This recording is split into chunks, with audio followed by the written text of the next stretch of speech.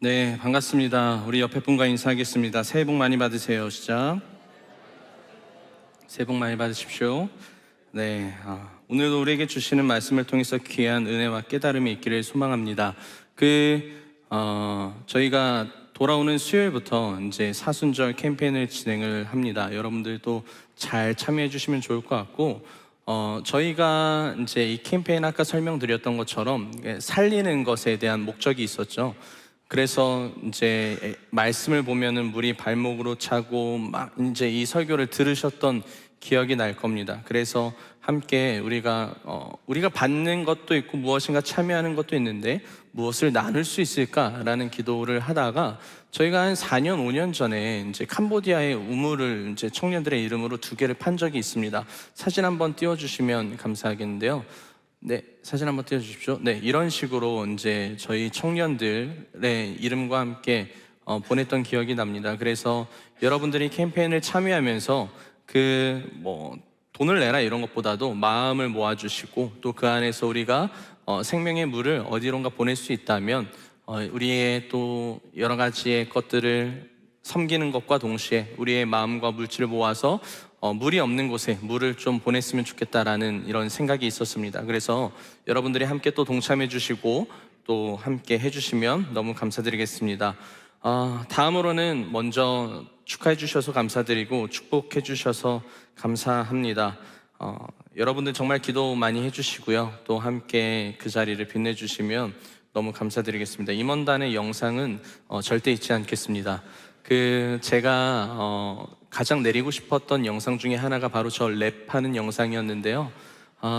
어떻게 하면 지울 수 있을까 늘 고민하고 있었는데 계정의 그 비밀번호를 까먹었습니다. 그 이후에 그 누구도 잘 가르쳐 주지 않고, 그래서 저 영상이 아직도 떠도는 것이 저에게는 큰 감사이자 힘듦이기도 합니다.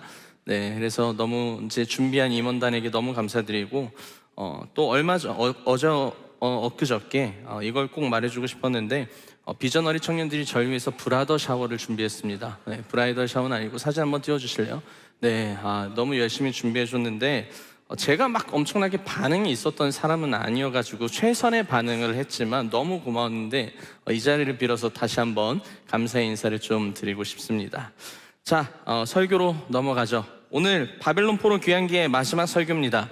여러분, 약 한 달 반 동안 진행되었던 설교인데요, 바벨론 포로로 잡혀간 과정, 그리고 그들의 지속적인 우상 숭배와 제약된 모습들, 이런 부분들을 우리가 너무나도 잘 알고 있지만, 그래서 바벨론 포로로 잡혀간 이들이 다시 본국으로 복귀했을 때의 그 과정, 그리고 하나님께서는 여기서 어떻게 역사하셨는지를 한 달 반 동안 봤습니다. 1차 포로 귀환을 여러분들 기억하실 텐데 스룹바벨 중심으로 이스라엘 백성들과 함께 나오게 되었는데 그 당시에 인원은 약 5만 명 정도 되었다고 해요. 이들이 나올 수 있었던 이유는 뭘까? 우리가 다시 이스라엘로 돌아가야지 라는 그런 생각을 갖고 본국으로 돌아갈 수 있었던 걸까요? 아니죠. 뭘 나눴냐면 처음에 하나님의 강권적인 역사하심을 통하여 왕의 마음을 돌이키셨고 그로 인하여서 본국으로 다시 돌아가게 된 것을 이야기했습니다. 바벨론 포로로 잡혀갔던 삶의 가장 어려운 그 순간들이 있지만 하나님께서는 이들의 죄악과 어려움과 힘듦을 보시고 잊지 않으시고 끝까지 이들을 지켜주시고 하나님께서 말씀하신 70년이 지난 후에 너희들은 다시 복귀할 거야 라는 그 약속을 지키셨다라고 말씀드렸죠. 그래서 같이 이야기했던 건 뭐냐면 우리의 삶의 가장 절망스러운 그 순간에도 하나님은 우리를 잊지 않으시고 다시 한번 신앙의 길로 회복시켜 주시는데 그것은 나의 의지가 아니고 누구의 의지입니까? 하나님의 의지라는 겁니다. 그래서 하나님께서 우리를 인도하셨다라고 나눴어요. 그러면서 이스라엘 백성들이 본국으로 복귀하게 되는데 기대와 달리 이스라엘의 땅은 황폐했고 모든 것들이 무너져 있었습니다. 성전도 무너져 있었고 자신들의 집의 터전도 다 무너져 있었겠죠. 그렇다면 이 사람들이 모여서 해야 되는 게 뭘까라는 거를 나눴어요. 뭘 나눴나요? 성전을 다시 세우는 것을 나눴나요? 아니면은 무너진 집을 가가지고 집 고치는 것을 나눴나요? 아니었죠. 뭘 세웠습니까? 뭘 가장 먼저 했어요? 하나님 앞에 예배를 드렸습니다. 이들이 살아가기 위해서 필요한 것을 세우는 것도 물론 중요했겠지만 이들이 처음 모여가지고 했던 그 행동들과 모습은 하나님을 예배하는 거였어요. 신앙의 회복을 이야기하는 거죠. 하나님과의 관계를 회복하기 위해서 나아갔던 겁니다. 자신들이 무너져 있던 영적 상태를 회복하는 게 중요하다고 여겼기 때문에 예배를 세워갔던 겁니다. 그런 다음 이들은 성전의 회복, 사명의 회복을 위해 나섰습니다. 성전을 여러분 세운다는 것은 건축의 목적이 아닙니다. 이들의 사명, 사역들을 다시 세워가는 일들을 이 이스라엘 백성들은 열심히 노력했죠. 이렇게 바벨론 포로 1차 귀환의 이야기가 여기서 이제 마무리가 됩니다. 그리고 에스라를 우리가 좀 계속 보고 있었죠. 에스라서를 우리는 보기 시작했는데 이 에스라 같은 경우에는 2차 포로 귀환의 이야기예요. 1차 포로 귀환 후 약 80년 후에 일어난 일이죠. 꽤나 시간이 지난 후이기도 한데 아닥사스다 왕은 에스라를 통해서 사람들을 데리고 본국으로 돌아가게 해주었습니다. 그리고 그냥 보내는 것이 아니라 금과 은과 여러 가지 재산들을 챙겨가지고 에스라와 이스라엘 백성들 너네들 다시 가라고 이야기를 했죠. 그렇게 백성들과 함께 에스라는 이제 여정을 떠나려고 하는데 어떤 지파가 없었는지 기억나시나요? 누가 없었어요? 레위 지파가 없었잖아요. 그렇죠? 이제 자 우리 출발하자라고 했는데 가만히 이렇게 수를 세어보고 사람들을 찾아보니까는 레위 지파가 그곳에 없었던 거예요. 그런데 에스라는 그냥 가도 상관이 없겠지만 굳이 족장들을 모집시켜가지고 다시 바벨론 가서 이 레위 지파 사람들 데리고 와야 된다라고 해가지고 합류시켜서 떠날 준비를 합니다. 왜 레위 지파 사람들을 준비하고 다시 오게 했을까? 굳이 안 가고 꼭 굳이 데리고 와서 레위 지파를 합류시켜서 가야만 했을까? 에스라의 목적은 그냥 자신들이 이사 가거나 다시 본국으로 돌아가는 목적이 중요한 게 아니고 그곳에서 하나님의 일하심을 세우고 다시 자신들의 신앙을 세우고 예배를 세우고 자신들의 마음을 세우는 게 가장 중요했기 때문에 그 일들을 하는 레위 지파가 없으면 안 됐기 때문입니다. 무슨 말이냐면 에스라가 본국으로 돌아가는 그 일은 어떠한 이전의 문제가 아니고 우리의 모든 영적인 것을 다시 한번 회복시켜야 된다는 그 사명이 에스라에게 있었던 거죠. 그러면서 레위 지파 사람들이 합류하게 돼요. 그러나 여러분 이들은 사람들만 움직이는 게 아니었죠.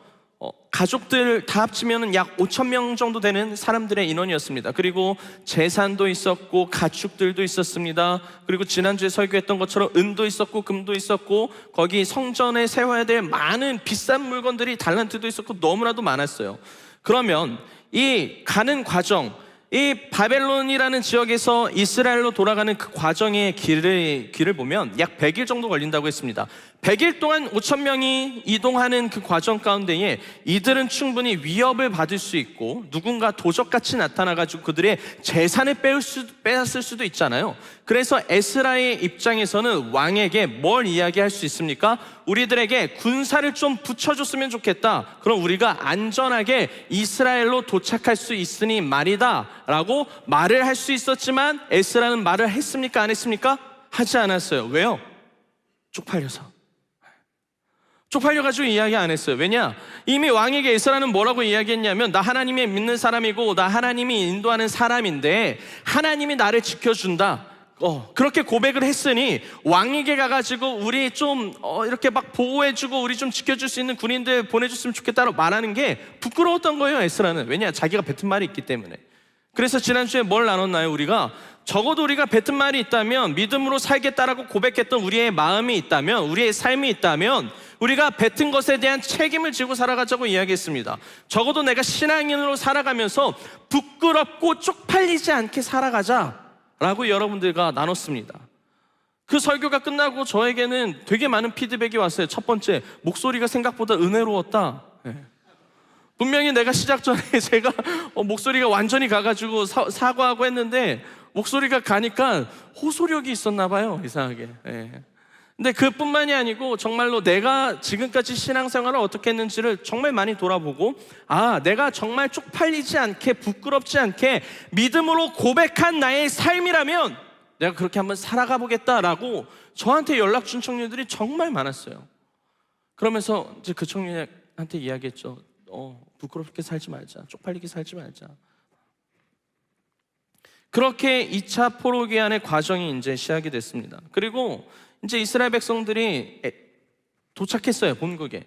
그러면서 뭐 많은 일들이 있었어요. 그때도 도착해서 끝난 게 아니고 이 이스라엘 백성들이 이방 여인들과 또 결혼하고 혼인을 맺으면서 이방에 있는 것들을 또 끌고 와가지고 또 우상 숭배하고 막 여러 가지 일들이 있습니다. 그걸 보고 에스라가 또 화나가지고 너네들 그렇게 살면 안 된다고, 우리 그것 때문에 바벨론 포로로 잡혀갔는데 똑같은 짓을 반복하고 있냐라고 하고, 또 이스라엘 백성들은 회개하면서 하나님 앞에 자신들의 마음을 구했습니다. 여러분, 이것이 1차 포로귀환 그리고 2차 포로귀환의 이야기입니다. 하나님께서 하나님의 나라를 어떻게 다시 세워가고 계시는지를 보여주시는 지점이죠. 1차를 통해서는 성전의 기초를 세웠습니다. 2차 포로귀환을 통해서는 신앙을 세워갑니다. 하나님의 은혜를 경험케 하고 하나님의 은혜로 어떻게 살아가는지를 이야기했던 거죠. 여러분, 이들의 마음과 이들의 삶은 어땠을까요? 신앙의 회복이라는 것은 무엇이었을까요? 하나님께 나의 삶을 온전히 드리는 것도 분명히 있겠지만은 내가 얼마나 부족한지, 내가 얼마나 연약한지를 알고 하나님의 은혜를 구하는 그런 삶, 그리고 그 은혜 가운데에 내가 할 수 있는 응답이 무엇이냐? 예배였다는 겁니다. 신앙의 회복이었다는 거죠. 그래서 이 포로귀환의 과정들을 보면은 어떠한 좀 특별한 지점이 분명히 있는 것 같습니다. 그래서 1차 포로귀환, 또 2차 포로귀환, 그리고 오늘 우리가 마지막으로 다루는 것은 3차 포로귀환의 이야기입니다. 3차 바벨론 포로귀환은 하나님께서 뭘 이야기하냐면 공동체라는 것을 이야기합니다. 그러니 이 포로귀환의 전체적인 맥락을 이제 여러분들이 완전히 이해할 수 있는데, 이야기했던 것처럼 그저 이스라엘 백성들이 포로로 잡혀갔다가 이스라엘이라는 땅으로 다시 돌아온 게 포로귀환이다 라고 설명하는 것이 아니라 왜 돌아오게 하셨는지, 그리고 돌아와서 이들에게 중요한 것은 무엇인지를 하나님께서 명확하게 보여주고 싶으셨던 건데, 첫 번째는 무엇입니까? 하나님의 은혜, 내가 아니라 하나님의 은혜로 말미암아 본국으로 돌아온 것이 첫 번째. 이거를 우리 삶에 적용시켜보면 무엇입니까? 내가 죄인 되었을 때 나를 살리신 그 은혜가 하나님께 다시 회복할 수 있는 그 자리로 나를 부르신다는 겁니다. 그리고 하나님의 영광과 은혜가 나에게 미쳤을 때에 2차 포로귀환을 통해서 내가 할 수 있는 것은 신앙, 예배의 자리를 지키고 예배 가운데 나아가고 나의 믿음 가운데에 거하여서 온전히 주님을 바라보는 나의 신앙을 이야기하는 겁니다. 그리고 3차 포로귀환을 통해서 이야기하는 것은 공동체라는 겁니다. 그러니까 이것이 말씀드렸던 것처럼 그냥 이사 복귀가 아니고 이 과정 가운데에 명확한 지점과 포인트들이 너무 있다는 거예요. 그리고 이 포인트들은 우리의 지금 삶에도 굉장히 중요하다는 겁니다. 그리고 오늘 우리가 마지막으로 보는 이 느헤미야의 과정을 좀 봤으면 좋겠는데, 여러분, 느헤미야는 술 관원이었습니다. 쉽게 말하면 왕에게 술을 따라주는 사람이었어요. 근데 단순히 옆에서 왕이 술을 마시고 싶을 때마다 술을 따라주는 사람의 개념보다 이 당시에 술 관원이라고 하는 사람은 왕의 측근이었어요. 그러니까 술을 따라주면서 왕의 이야기도 들을 수 있고 왕의 마음도 파악할 수 있고 자신의 이야기들을 할 수 있는 가장 옆에 있는 사람이 이 술 관원이었던 거죠. 그런 느헤미야, 여러분 뭐 선지자도 아니었어요. 느헤미야는 하나님의 일을 하는 사람도 아니었습니다. 그런데 왕의 옆에서 술을 따라주는 이 사람이 어떻게 본국으로 돌아가게 되었을까? 사람들을 이끌고. 그것을 먼저 봤으면 좋겠는데, 느헤미야 1장을 보면 예루살렘 성은 허물어지고 성문들이 불탔다는 소식이 이 바벨론 땅에도 퍼지기 시작을 합니다. 그 이야기를 들은 느헤미야는요, 너무 슬프고 막 애통함이 너무 커가지고 하나님 앞에 금식하면서 기도했다 이야기예요. 다시 자신의 고향인 곳으로 가고 싶었던 거죠. 그 땅을 사모하는 마음이 느헤미야에게 그 소식을 듣고 너무 간절했던 겁니다.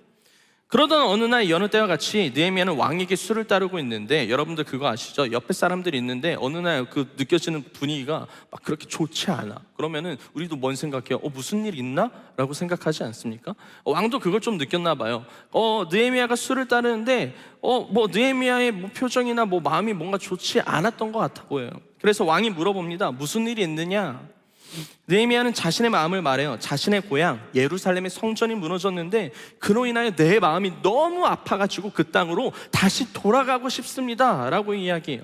나를 그 유다 성읍에 다시 보내주십시오 라고 느헤미야는 왕에게 이야기를 합니다. 그 이야기를 들은 왕은 느헤미야에게 뭐라고 물어보냐면 얼마나 걸릴 것 같으냐 라고 질문해요. 사실 이 문장 하나로만 봐서 왕은 느헤미야를 얼마나 아꼈는지 좀 저는 알 수 있었던 것 같아요. 그래 잘 갔다 와라 이런 게 아니고 너 그거 하러 가는데 얼마나 걸릴 것 같아? 라고 질문하는 것 자체가 이 왕과 느헤미야의 관계를 좀 보여주는 지점이기도 하죠. 그렇게 여러분, 왕은 느헤미야를 보냅니다. 그리고 느헤미야는 사람들과 함께 예루살렘으로 가게 되죠. 정확한 인원은 성경에 나와 있지는 않지만 장교들과 기병대가 같이 갔다고 나온 것으로 보아 느헤미야 혼자만 간 게 아니고 여전히 1차 포로기한, 2차 포로기한처럼 사람들이 따라갔을 거고 그에게도 여러 가지 재산들을 그에게 보냈을 거다라고 예상을 하고 있습니다. 여러분, 그렇게 느헤미야는요, 예루살렘에 도착해서 성전 허물어진 곳을 재건하기 위해 막 사람들을 모으기 시작합니다. 그리고 우리가 무너진 곳을 다시 세워봅시다 라고 하면서 일을 열심히 하기 시작을 해요. 그리고 열심히 그 일들을 감당하기 시작하는데 한 가지의 문제가 여기서 생깁니다. 무슨 문제냐면 느헤미야 4장을 보면 사마리아 총독, 암몬 사람들, 아라비아 사람들, 즉 외부 사람들이 이 이스라엘 백성들이 성전을 다시 고치는 이 일들을 보고 굉장히 비판적이고 비난적인 이야기를 하기 시작하고 그들을 외부에서 막 소문내고 방해하기 시작을 합니다. 못마땅하게 여기고. 왜 그랬을까요? 제가 계속 이 시리즈 설교를 통해서 이야기한 게 있지만은 이스라엘 백성들이 다시 돌아왔을 때에 그 주위에 있는 많은 나라들이 나름의 걱정하기도 하고 그 다음에 나름 그들을 경계하기도 했습니다. 왜냐하면 이스라엘이 다시 돌아와서 그들이 세워진다는 것은 자신들의 나라에게도 위협이 될 수 있다 없다? 있다. 자신들의 나라에게도 위협이 될 수 있으니까는 어찌됐든 이들이 예루살렘 성전을 다시 세워가는 것을 막는 게 굉장히 중요했던 거죠. 마음을 무너뜨리는 게 이들에게는 굉장히 중요했습니다. 그래서 이 사실을 알고 느헤미야가 어떻게 하냐면, 여러분, 우리 외부의 것들 막 이야기가 많지만 우리의 마음을 더 모읍시다, 하나님 앞에 기도합시다 라고 막 사람들을 독려시키고 열심히 일하기 시작합니다. 그런데 진짜 문제는 외부가 아니었어요. 어디였냐면 내부였습니다. 우리가 오늘 말씀의 1절에서 5절을 세 번역으로 한번 읽어보도록 하겠습니다. 시작. 백성 사이에서 유다인 동포를 원망하는 소리가 크게 일고 있다. 부인들이 더 아우성이다.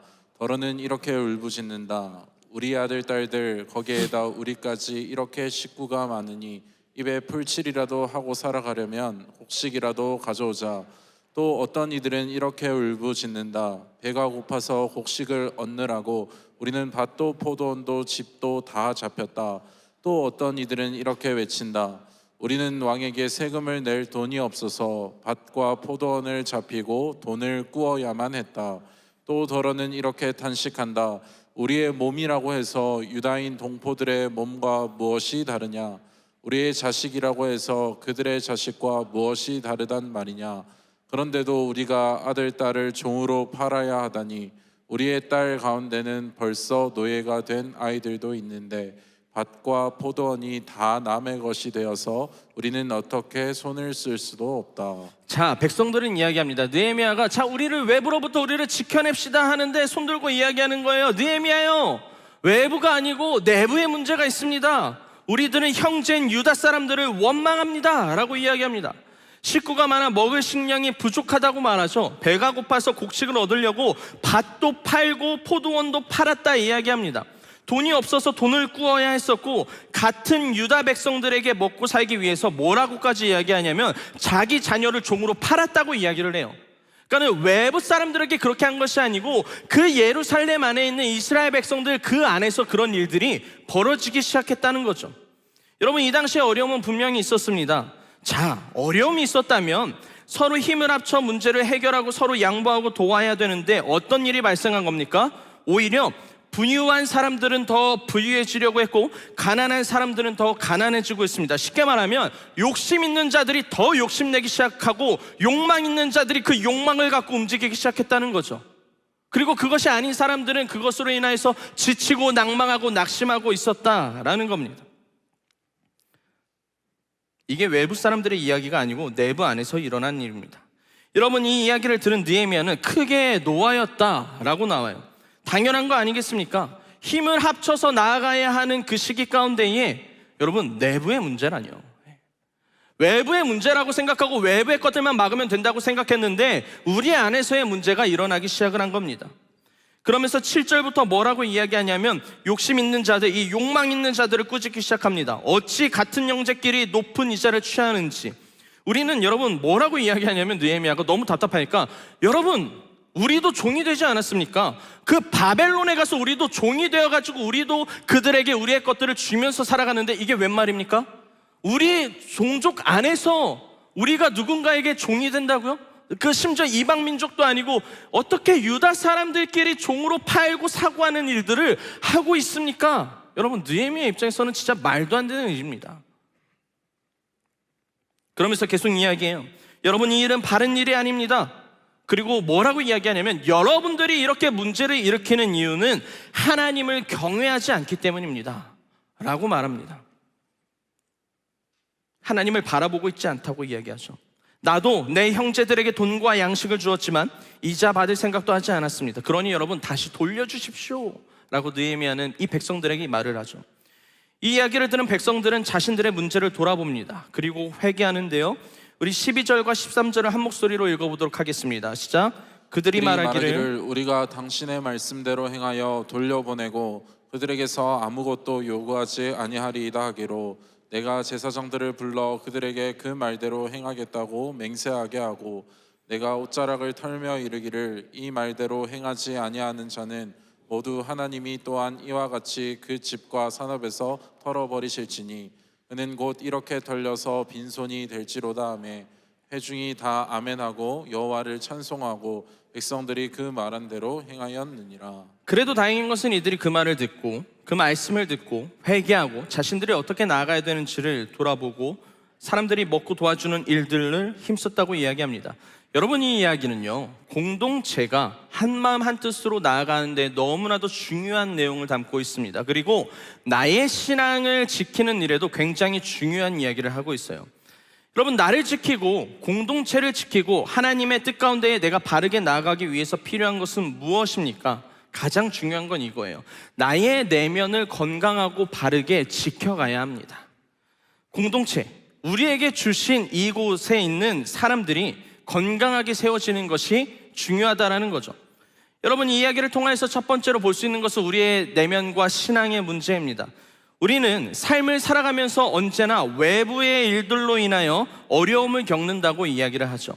나는 괜찮은데 다른 사람의 문제라서 내가 힘들다고 이야기합니다. 나의 신앙은 괜찮고 문제가 없는데 꼭 외부의 일들, 환경이 나빠서 상황이 어려워져서 힘겨움과 어려움을 겪는다고 생각합니다.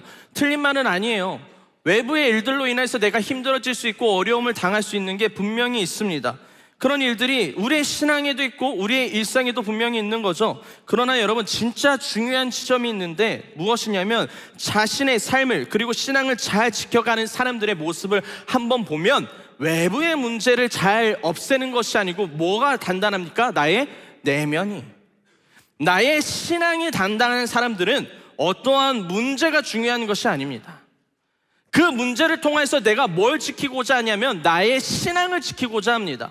외부의 문제가 없어지는 것을 원하는 것이 아니다라는 거죠.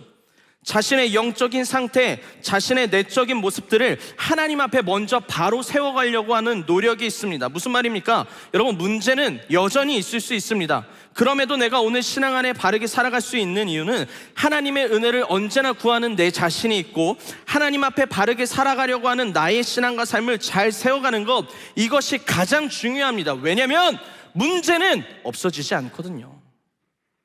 문제는 사라지지 않아요. 여러분들 늘 고민하잖아요. 이 문제만 아니면 나는 괜찮을 것 같은데 문제가 사라집니까? 그 문제가 사라지면 제가 늘 하는 이야기가 있죠. 문제 사라지면 더 큰 문제 온다.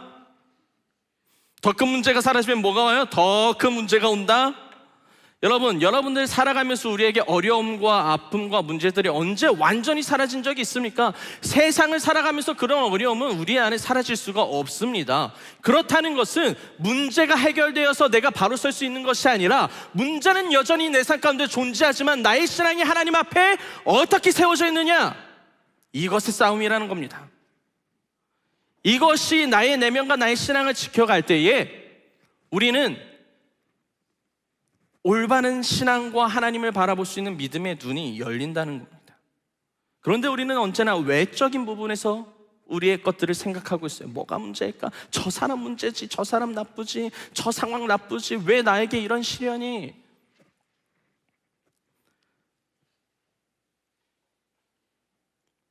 조금 더 쉽게 이야기해 보자면, 지난 한 주 동안 저희가 이제 이단 경기 주간이었습니다. 많은 이들이 거짓 교사들과 이단들로 인해서 어려움을 당하고 있어요. 이단에 빠져 있어가지고 가정이 무너진 곳들도 많습니다. 그리고 우리는 이제 이야기하죠. 신천지가 어딜까? 하나님의 교회가 어딜까? 그래서 우리는 이단 교육도 받고 이단 교육도 필요합니다. 그런데 이단 교육하는 사람들이 늘 뭘 이야기하냐면, 이단을 아는 것도 중요한 건데 그것보다 더 중요한 것은 내가 바른 신앙을 갖고 있으면 이단에 현혹될 리 없다라는 겁니다. 이해하셨습니까? 내가 바른 신앙 안에 거하여 있으면, 내가 올바른 믿음 안에 거하여 있으면 이단의 이야기만 들어도 이게 뭔가가 잘못된 건 줄 바로 알 수 있다는 겁니다. 이단을 대비하는 것보다 중요한 것은 바른 말씀을 아는 것입니다. 그래서 우리는 어떠한 이단들이 접근해 와도 분별할 수 있는 하나님의 능력이 있다는 겁니다. 쉽게 말해서 그 능력을 여러분들한테 키우시라라는 겁니다. 하나님의 은혜를 갈망하고 사모하고 하나님의 믿음을 구하며 하나님의 은혜 가운데에 거하여 있을 때 내 안에 있는 내면의 신앙이 외부로부터 인하여서 흔들리는 것이 아니고 내가 온전히 주님을 바라볼 수 있다는 겁니다. 두 번째로는 뭐냐면, 오늘 이야기하는 공동체도 마찬가지입니다. 지금 대한민국 교회와 교회들이 어려움을 겪고 있다고 이야기하죠. 세상이 정말로 많은 지탄과 비판을 받고 있습니다. 그러면서 많은 이들이 그 상황들을 보고 뭐라고 이야기하냐면, 우리를 핍박하고 괴롭힌다라고 이야기합니다. 그렇게 느낄 수 있고 그렇게 받아들일 수 있습니다. 하지만 더 중요한 것은 뭐냐면, 교회 공동체가 흔들리지 않고 건강하게 나아갈 수 있는 방법은 무엇입니까? 외부의 문제를 해결하는 걸까요? 이단들을 없애는 걸까요? 여러분들, 우리가 뭔 수로 그 신천지와 하나님의 교회를 없앨 수 있겠습니까? 외부의 문제가 우리를 어렵게 하는 것이 아니라 진짜 어렵게 하는 것은 내부의 문제입니다. 느헤미야도 외부의 문제가 자신들을 어렵게 한다고 생각했지만 진짜 문제는 밖이 아니고 안에서 일어나고 있다는 것을 발견하게 됐다는 거죠. 유다 백성들은 말합니다. 같은 형제들로 인하여 우리가 오히려 힘들다고. 사랑하는 청년 여러분, 그리고 여기 계신 모든 성도 여러분, 공동체를 바르게 세워가려면 어떠한 분란을 만들어내고 조성해서는 안 됩니다. 어떠한, 물론 의견을 낼 수 있어요. 말할 수 있습니다. 문제가 있으면 문제를 해결하는 것이 필요합니다. 그러나 누구를 정죄하고 판단해서도 안 됩니다. 이거는 다른 문제예요. 의견을 내고 말을 하는 것과 누군가를 정죄하고 판단하고 욕하는 것은 다른 거예요. 유다 백성들처럼 개인적인 욕심과 욕망으로 인하여서 누군가를 짓밟고 누군가를 비난한다는 것은 정말로 잘못된 공동체의 모습이라는 겁니다. 제가 저희 청년부 공동체를 운영할 때 가장 중요하게 여기는 것, 그리고 절대로 참을 수 없는 것, 뒤에서 다른 사람 욕하고 정죄하고 비난하는 것. 제가 이거 6년 동안 외치고 있습니다. 왜냐하면 정말 공동체에 무너지는 것은 다 똑같아요. 뒤에서 누군가 욕할 때, 뒤에서 누군가를 씹어댈 때, 여러분, 이거는 마귀가 가장 좋아하는 겁니다. 그러면서 제가 늘 이야기합니다. 절대 뒤에서 남 욕하지 말아라, 남 이야기하지 말아라. 여러분들 그래도 열심히 잘 지켜주셔서 너무나도 감사한데, 여러분들이 누군가가 말을 했을 때 그 이야기가 안 들어올까요? 무조건 돕니다. 100%예요. 누군가가 여러분들을 누군가를 대상으로 타겟을 잡고 누군가를 비난하고 정죄하고 욕하는 이 모든 것들, 이 사람이 나는 이런 마음이 있어, 힘듦이 있어 표현할 수 있죠. 그런데 그것을 넘어서 누군가를 깎아내리기 시작하고 짓밟기 시작하는 그런 모든 것들은 결국에는 드러나게 됐고 결국에는 그 대상에게 들어가게 되었습니다. 그 문제가 여러분 교회 공동체에 가장 어렵고 시험드는 문제예요. 만약에 여러분 누군가 여기 계신 분들이 안 그랬으면 좋겠는데 지금 그 일을 하고 계시다면 멈춰 주십시오. 저는 용납하지 않습니다. 당연히 사랑으로 품죠. 기도하죠. 그러나 분명히 말합니다. 저는 그 일을 절대로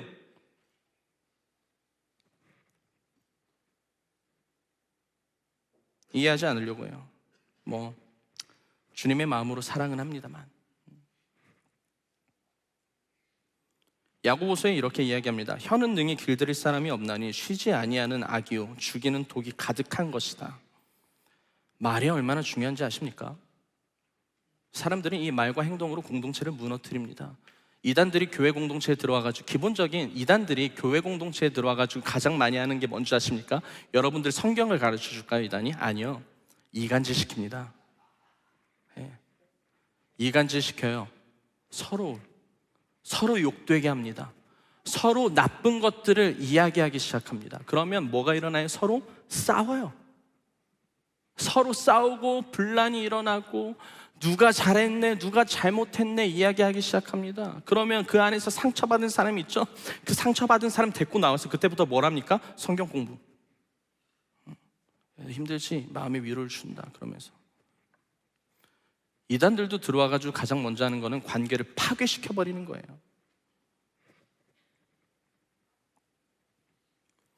오늘 우리가 본 느헤미야 또한 이 일에 대해 분노합니다. 우리 안에서, 하나님 안에서 하나가 되어야 하는데 우리 안에서도 하나 되지 못하고 서로 이해하지 못하고 품지 못하고 사랑하지 못하는 그 모습을 보면서, 어쩌면 그게 물론 가장 어렵고 힘든 일이지만 노력하기는커녕 문제를 만들어가는 사람들을 바라봤을 때 말이죠, 여러분, 서로를 이해할 수 있고 서로를 품고 기도할 수 있고 서로를 위해 나아갈 수 있는 공동체의 모습, 서로의 관계, 백성들은요 자신들의 잘못을 그래도 깨닫고 회개했습니다. 왜냐? 이렇게 되면 우리 안에서 무너지겠구나. 우리도 이 부분을 함께 명심하길 소망합니다. 그리고 이 일은 교회 공동체뿐만이 아니고 한 사람 한 사람과의 관계 안에서도 중요한 거예요. 한 가지만 이야기 나누고 기도했으면 좋겠는데요, 제가 지금 아파트에 살고 있는데 얼마 전에 제 아래에 계시는 분이 이사 오셨어요. 근데 일주일도 안 돼서 지붕에 쪽지 하나가 붙어 있는 거예요. 층간소음에 대한 문제였거든요. 네, 그분이 이제 이런 이야기 썼어요. 쿵쿵거리며 다니는 소리, 가구 끄는 소리, 문 쾅 닫는 소리, 새벽 늦게 노랫소리, 떠드는 소리 등이 나니 좀 조심 좀 해주십시오 라고 쪽지를 남겼어요. 저에게 어떤 마음이 있었냐면 너무 억울했어요. 왜냐하면 저는 집에 잠자러 들어갑니다. 저는 집에서 뭘 잘 안 해요. 늘 교회에 끝까지 남아있어서 일을 하다가 들어가서 제가 하는 건 뭐냐면 씻고 자야지? 그러면 돌아다녀봤자, 그렇죠? 뭐 제가 TV 얼마나 보겠습니까? 제가 좋아하는 거 다큐멘터리거든요. 다큐멘터리 그냥 열심히 봅니다. 네. 그리고 굉장히 사뿐사뿐 걸어 다녀요. 그리고 뭐 이제 아랫집에서 그렇게 쪽지를 써준 그 이야기가 저한테도 들리거든요. 그래서 저도 답장을 했어요. 너무 수고 많으시죠. 네, 마음의 위로를 표현합니다. 그런데 그 소리가 저도 들리거든요. 일단은 제 집은 아니에요. 저는 밤늦게 너무 들어와서 잠만 잡니다. 그리고 아침에 일어나서 그냥 출근합니다. 이게 답니다 라고 이야기했습니다. 그러면서 마무리가 되는 것 같았는데 또 한 번의 쪽지가 붙어 있었고, 또 지나가지고 수련회를 연천에서 준비하고 있는데 관리실에서 연락이 왔어요. 조용히 해줄 수 있냐고. 제가 전화로 말했어요. 저는 집에 없습니다. 저는 지난 2주 동안 알래스카에 있었고 지금은 연천에 있습니다.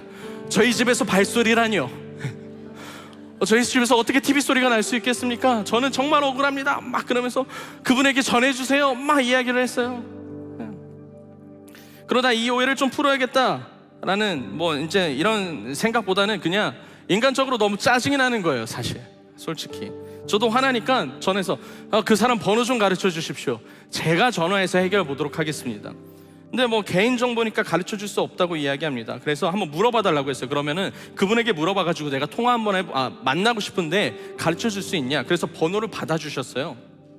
그래서 번호를 받고 연락드렸어요. 안녕하세요 3층 죄송합니다. 안녕하세요 몇 층 집입니다. 네 죄송합니다. 잊어주세요. 안녕하세요 몇 층 집입니다. 그 쪽지 남겨두고 가셨더라고요 아침에. 그래서 한번 이야기 좀 했으면 좋겠습니다 라고 해가지고 네 1시쯤에 통화가 될까요? 그래가지고 제가 아침에 너무 화났어요 그때. 그래서 통화도 통화인데요, 저희 집에서 제가 어떻게 걸어다니는지 보여드릴게요. 뭐 후회했습니다. 이렇게 보내고. 그래서 뭐 그 뒤에 뭐 여러 가지 연락을 하다가 밤 8시 반에 이렇게 약속을 잡고 저희 집으로 오시기로 했어요. 근데 여러분들 이런 일 하지 마십시오. 누군지 어떻게 알고 집으로 드립니까? 그렇죠? 근데 한편으로는 막 주위에서 이제 걱정해요. 막 조심해라. 어떤 사람인지 모르니까는 막 그 현관문 열어놓고 만나라, 이런 이야기를 했었죠. 그러면서 밤이 되었어요. 그리고 그분이 들어오는데 남성분이셨어요. 그러면서 들어오라 하시고 이야기하고 말씀드렸죠. 선생님, 저도 억울해서 불렀습니다. 억울해서. 그런데 선생님도 맨날 문 붙이기 너무 힘드실 거고, 제가 어떻게 걸어 다니는지 보여드릴게요. 제가 문을 열고 들어가면 슬리퍼를 신고 저는 이렇게 걸어 다녀요. 집에서요. 층간소음이 나려면 선생님 이렇게 해야 돼요. 이렇게 걸어 다녀요. 근데 어떤 말도 안 되는 사람이 집에서 이렇게 걸어 다니겠습니까? 가구 끄는 소리 난다고 했죠? 제가 가구 끄는 거 보여드릴게요. 이거 저희 의자거든요. 이게 맞나요? 이 소리가 맞아요? 아니래요. 저희 안방에 있는 여닫이문 그거 이야기하셨죠? 저희 여닫이문 고장 나가지고 저도 너무 억울해요. 열지도 못하고 닫지도 못해요. 그래서 그분에게 열어보라 했어요. 그분이 못 열었어요, 저희 여닫이문을. 그래서 뭐라고 이야기하냐면 진짜 아니네요, 너무 죄송해요, 막 이야기하는 거예요. 그러면서 이제 이야기를 했어요. 물론 힘드신 거 이해한다. 층간소음 여러분 당해보신 분들 진짜 힘들잖아요. 스트레스 받고. 근데 뭔 이야기를 했냐면, 힘든 거 이해하고 우리가 살아가면서 서로 조심하는 거 너무나도 중요하다. 그런데 서로 이해하는 것도 중요하다. 조심하는 것도 중요한데 나는 서로 이해하는 것도 중요하다고 생각한다. 선생님, 월요일 아침에 7시에 어느 집인지 모르겠는데 피아노를 치는 여자애가 있습니다. 제가 처음에 그 소리를 들었을 때 얼마나 스트레스인지 아셨습니까? 저는 월요일 날 쉬는 사람이거든요. 저는 잠으로 에너지를 채우는 사람입니다. 그래서 월요일은 주일에 퇴근하면은 밤 12시 1시 돼요. 돌아가서 자잖아요. 그러면은 밤 7시에 일어나요. 그렇게 잠을 채워야 일주일을 안 자고 살아갈 수 있거든요. 근데 아침 7시에 여러분 건반 소리가 울린다고 생각해 보십시오. 얼마나 화납니까? 그런데 선생님 잘 들어보세요. 건반 소리가 저를 너무 힘들게 했는데 제 마음에 어떠한 마음이 들었냐면, 첫 번째는 뭐냐면, 야, 쟤도 아침 7시부터 피아노 치는 거 대단하다. 그 마음이 저에게 어느 순간 생겼습니다. 두 번째는 어떤 일이 있었냐면, 아침 7시에 또 그 아이가 피아노를 치는데 실력이 는 거예요. 제가 얼마나 감동이 된지 몰랐습니다. 이게 진짜예요. 듣는데 그냥 이제 저한테는 뭔가 그게 잘 자라는 BGM이 됐어요. 실력이 느니까 그때는 막 틀리면 나도 짜증나죠. 또 틀렸네 막 이럴 수 있는데, 실력이 늘고 아름답게 치니까는 이 아이의 그 연습의 노력의 성과가 저에게도 엄청 감동이 되는 거예요. 그래서 속으로 너무 대견했어요. 와, 아침 7시부터 건반 치기 시작했는데 드디어 늘었구나. 이해하려 했어요. 우리가 조심하는 것도 있는데 이해하려 했어요. 품으려 했어요. 알아가려 했어요. 사랑하려 했어요. 이 말을 들은 그 선생님께서는 진지하게 그 이야기를 듣고 이제 가셨어요. 가시기 전에 손도 잡고 악수도 하고, 보면 꼭 인사 또 하자라고 이야기를 했죠. 여러분, 사람과 사람, 작은 이웃의 관계 안에서도 서로를 위한 마음이 필요합니다. 그런데 하나님께서 세우신 우리 아름다운 하나님의 공동체 안에서 우리는 그리스도인이라면 더 잘해야 되냐는 거 아니에요. 왜냐하면 하나님도 우리를 참아주셨잖아요. 하나님도 우리를 이해해 주셨잖아요. 하나님도 우리를 기다려 주셨잖아요. 우리가 죄를 지어서 하나님이 우리에게 정죄하셨습니까? 우리를 비난하셨습니까? 아니잖아요. 뭘 하셨나요? 아들을 보내주셨잖아요.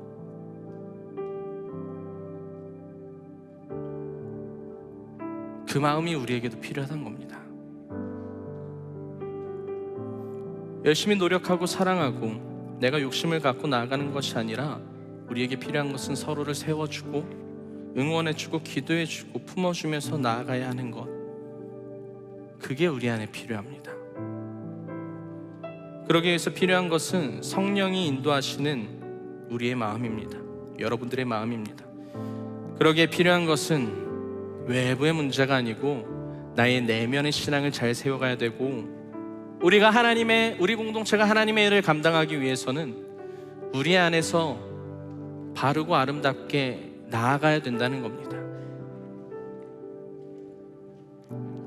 바벨론 포로로 잡혀갔던 이스라엘 백성들은 본국으로 돌아왔습니다. 하나님께서는 이들을 인도하셨고 여전히 너희들은 나의 자녀다라는 것을 알게 하셨습니다. 그리고 그에 따른 응답으로 백성들은 신앙을 세워갔고 성전을 세워가고 공동체를 세워가셨습니다. 우리 또한 이런 신앙인의 삶, 공동체의 삶이 되길 간절히 소망합니다. 아멘이십니까? 우리가 그런 것을 하나님과 함께 동행하며 만들어가야 되고, 서로를 비난하고 서로를 욕하고 누군가를 뒤에서 이야기하고 정죄하는 것이 아니라 서로를 세워주고, 부족한 것이 있다면 기도해주고, 저는 늘 청년들한테 이야기합니다. 힘이 있는 사람들, 너가 힘을 가졌더라면, 너가 무엇인가 더 잘하는 것이 있다면 누군가를 정죄하는 데 쓰지 말고 낮은 자리로 가서 그들을 섬기기 위해서 그 힘을 쓰라고 늘 이야기합니다. 그런 여러분들이 되기를 간절히 기도합니다. 그리고 나의 내적인 문제들을 돌아보고 하나님 앞에 온전히 서서 나의 신앙도 그리고 우리의 공동체도 하나님께서 정말 기뻐하시는 삶과 공동체가 되길 축원합니다.